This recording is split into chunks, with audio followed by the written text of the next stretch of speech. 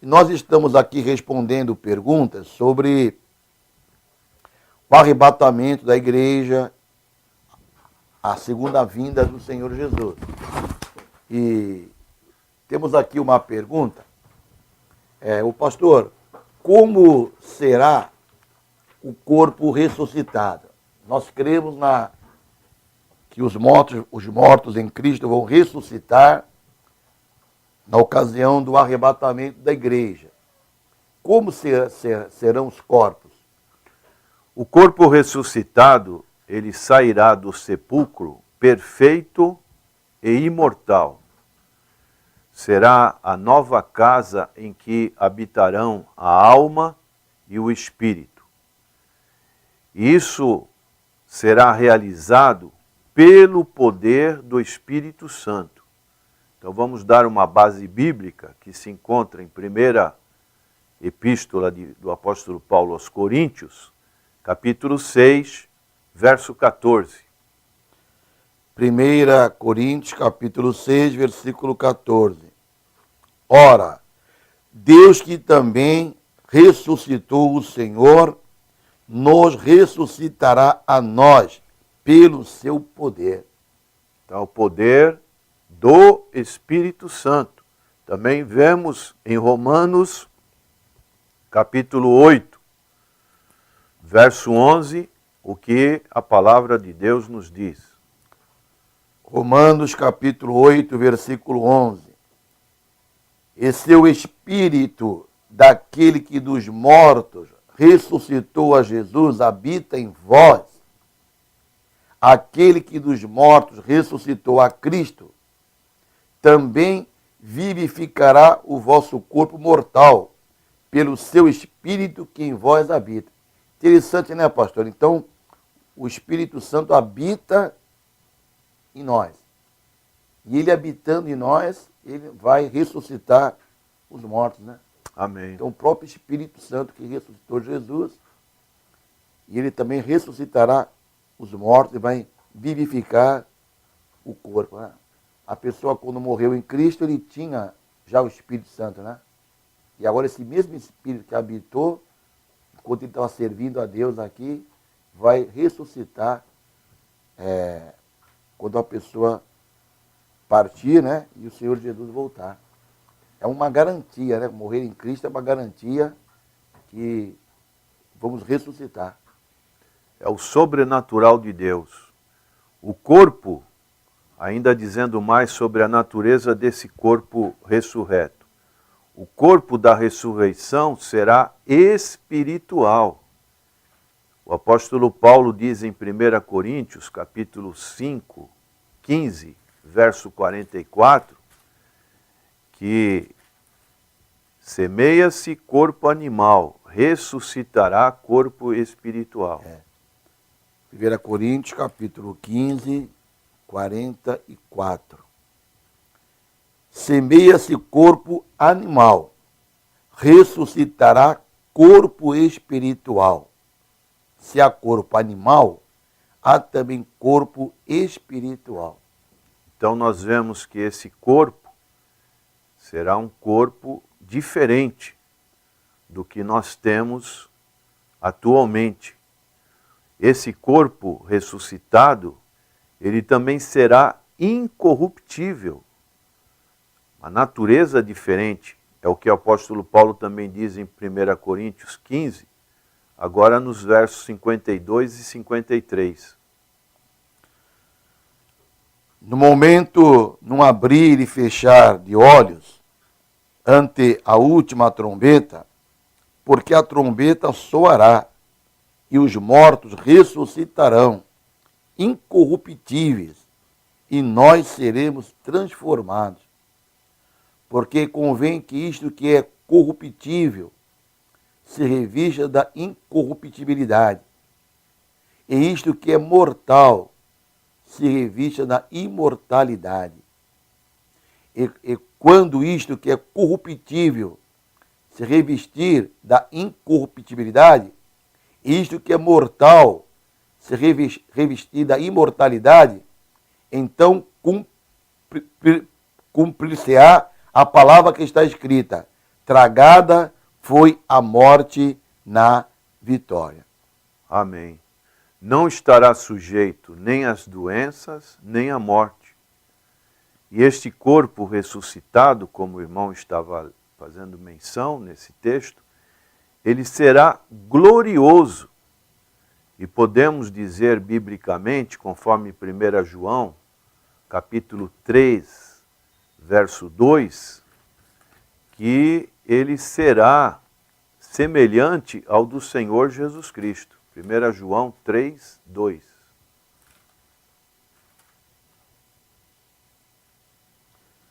Amados, agora somos filhos de Deus, e ainda não é manifesto o que havemos de ser, mas sabemos que quando ele se manifestar, seremos semelhantes a ele, porque assim como é, o veremos.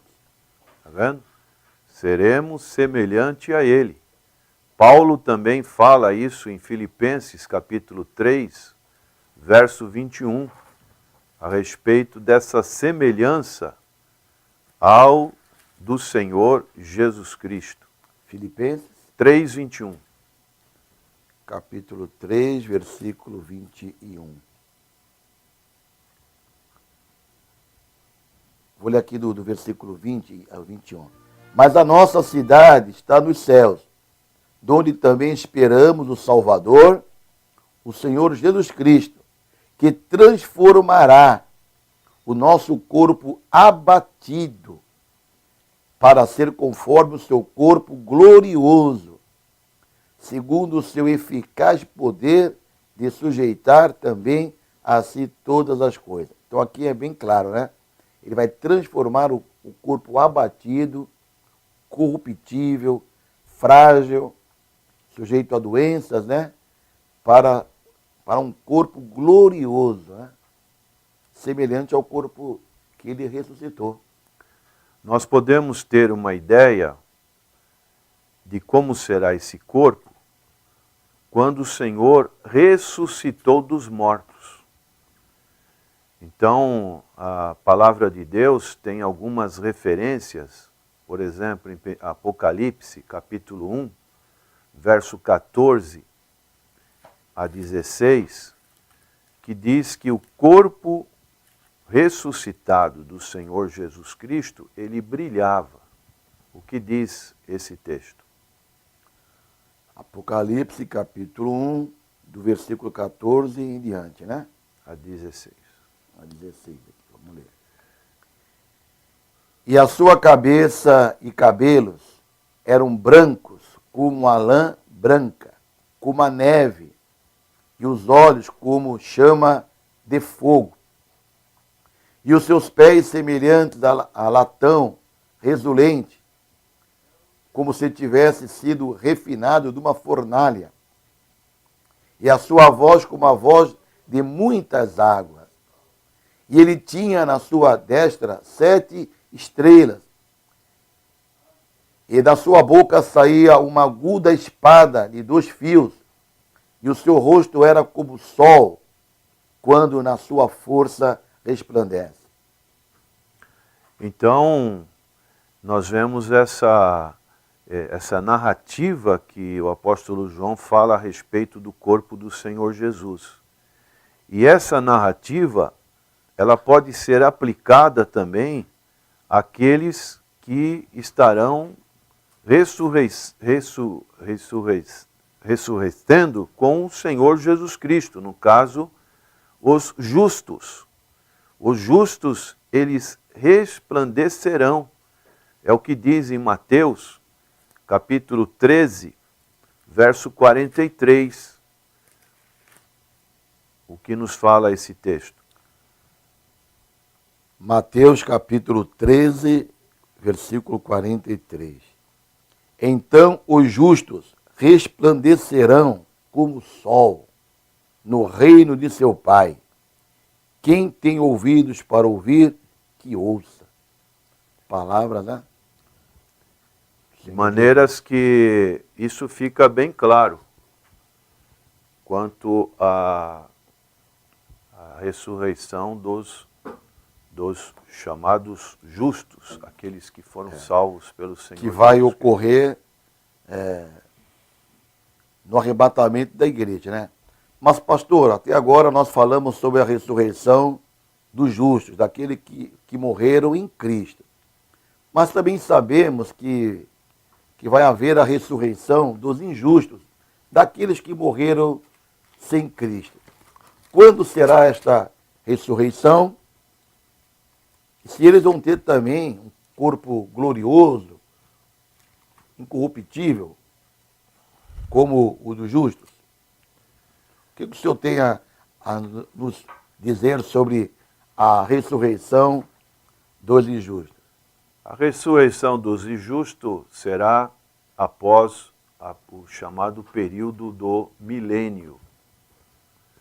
Nós encontramos no livro de Daniel, capítulo 12, verso 2, muitos dos que dormem no pó da terra ressurgirão, uns para a vida eterna, e outros para a vergonha e o desprezo eterno. Então haverá essa distinção que o Senhor Jesus Cristo, quando do retorno, depois do milênio, ele operará. É chamada a segunda ressurreição, né, pastor? Exatamente. A ressurreição dos injustos. Também tem o texto de João, capítulo 5, verso 29. Os que fizeram o bem sairão para a ressurreição da vida, e os que praticarem o mal para a ressurreição da condenação. Então isso fica bem caracterizado na segunda, quando o Senhor aparecerá visivelmente, quando depois do milênio, essa ressurreição dos injustos. Também em Apocalipse, capítulo 20, versos 14 e 15, nos diz: então a morte e o inferno foram lançados no lago de fogo. Esta é a segunda morte. E todo aquele que não foi achado inscrito no livro da vida foi lançado no lago de fogo.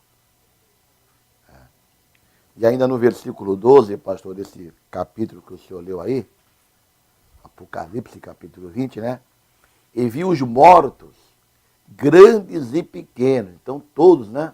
Os poderosos, aqueles que morreram sem Cristo, que estavam diante do trono, e abriram-se os livros, e abriu-se outro livro, que é o livro da vida, e os mortos, aqui os injustos, né, foram julgados pelas coisas que estavam escritas nos livros, segundo as suas obras. E deu o mar os mortos que nele havia. E a morte e o inferno deram os mortos que neles havia, e foram julgados, cada um segundo as suas obras. Então esta é a ressurreição dos mortos, né? E esta ressurreição, ela compreende todos os seres humanos que morreram em seus delitos e pecados. Uma observação, pastor, que eu quero fazer, que interessante que a primeira ressurreição, a ressurreição do justo, é chamada a ressurreição dentre os mortos. Então, um grande número de pessoas mortas, e a primeira ressurreição é chamada a ressurreição dentre os mortos. Daquela quantidade de pessoas mortas, alguns que morreram em Cristo vão ressuscitar. Então é chamada dentre os mortos. E esta segunda ressurreição, a ressurreição dos injustos, é chamada ressurreição dos mortos, porque agora todos os mortos vão ressuscitar, porque na primeira ressurreição já foi retirado os mortos em Cristo. Então há esta distinção, né? A ressurreição dos mortos e a ressurreição dentre os mortos.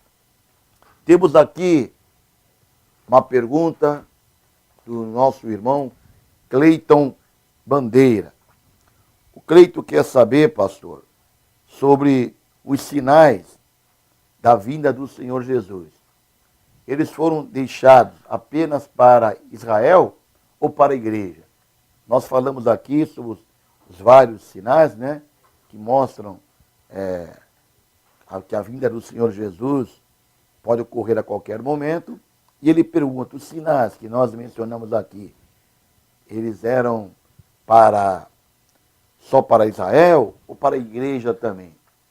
E também, outra pergunta do Cleito aqui, ele pergunta se o relato de Mateus 25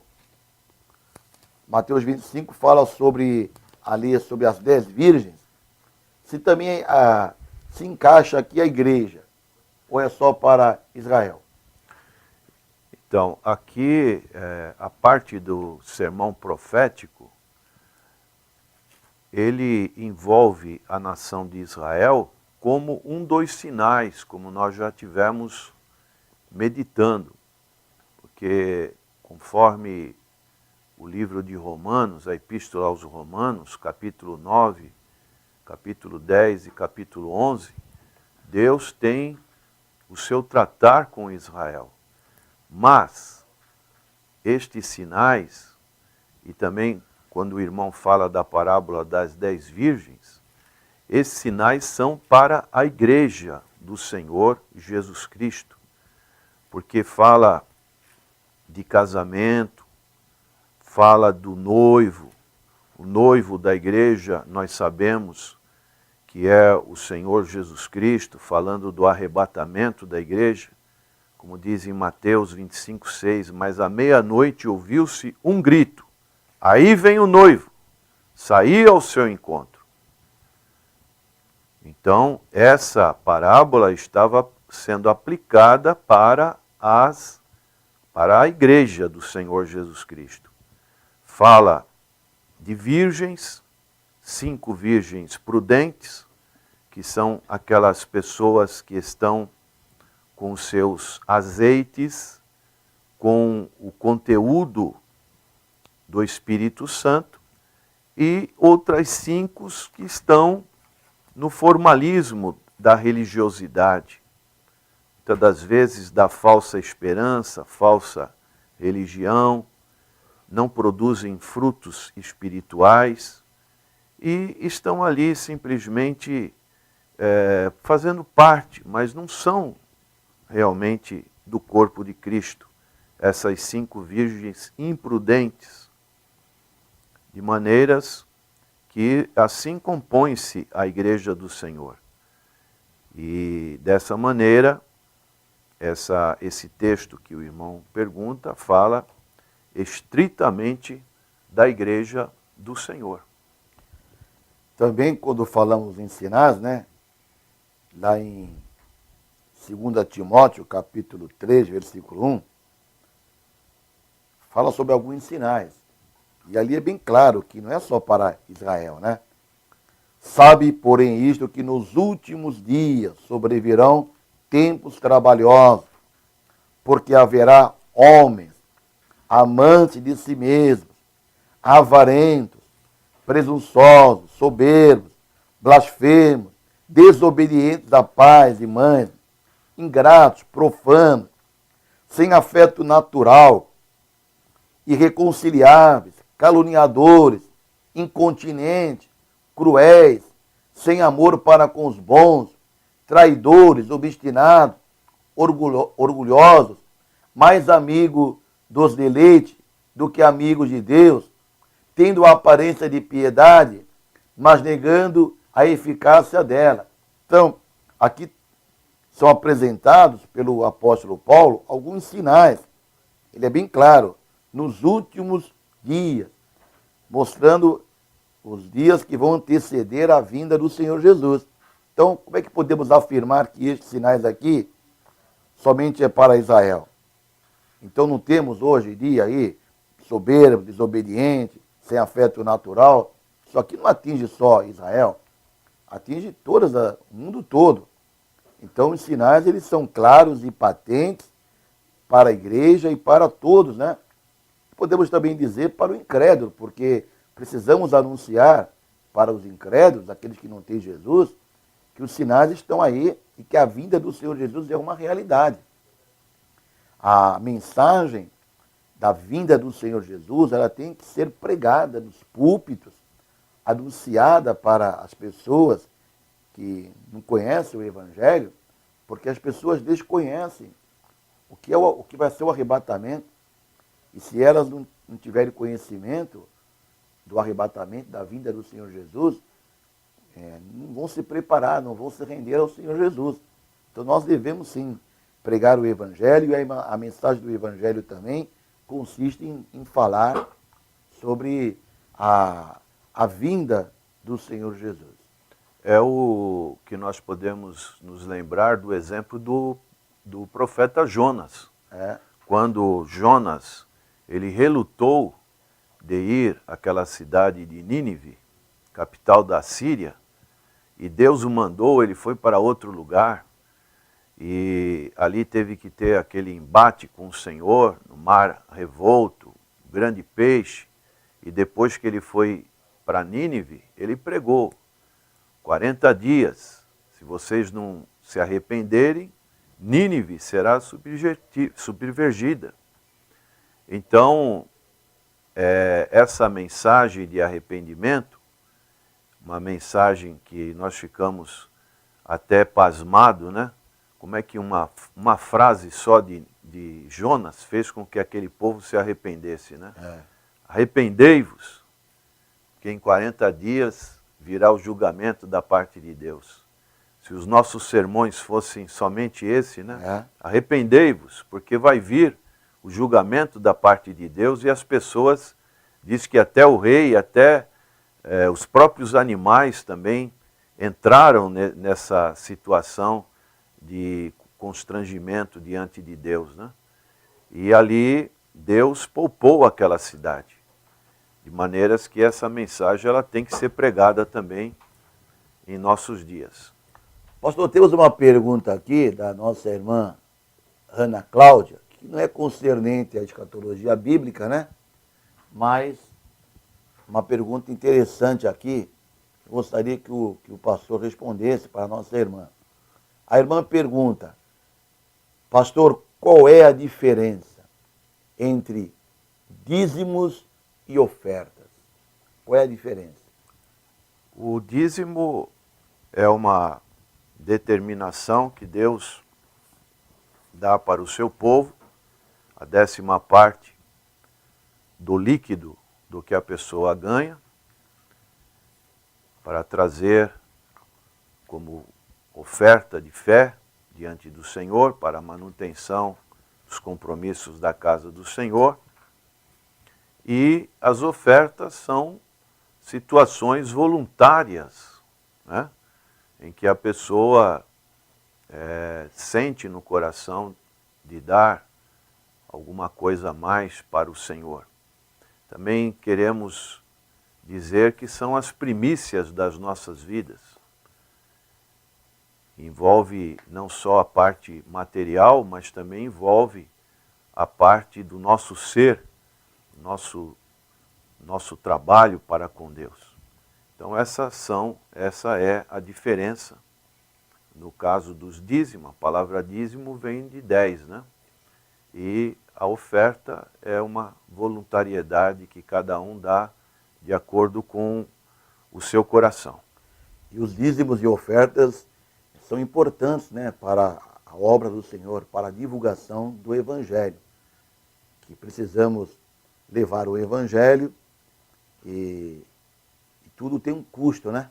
Estamos aqui nessa emissora, por exemplo, de rádio, estamos na TV, temos a manutenção do templo, e tudo isso tem um custo. E através das ofertas e dízimos voluntários dos irmãos, dos contribuintes, a obra do Senhor é feita e é expandida, e outras pessoas são alcançadas pelo Evangelho, né?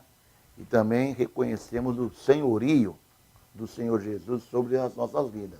Deus tem nos abençoado e nós então abençoamos a casa do Senhor. É uma bênção poder ser ofertante na casa do Senhor. Ainda mais numa igreja séria, né? Tem muitas igrejas sérias ainda que pregam o evangelho e tratam com muito respeito, com muito carinho essa questão de dízimos e ofertas. Que Deus então abençoe a nossa irmã Cláudia, continue contribuindo aí na sua igreja, irmã, com os seus dízimos e com as suas ofertas.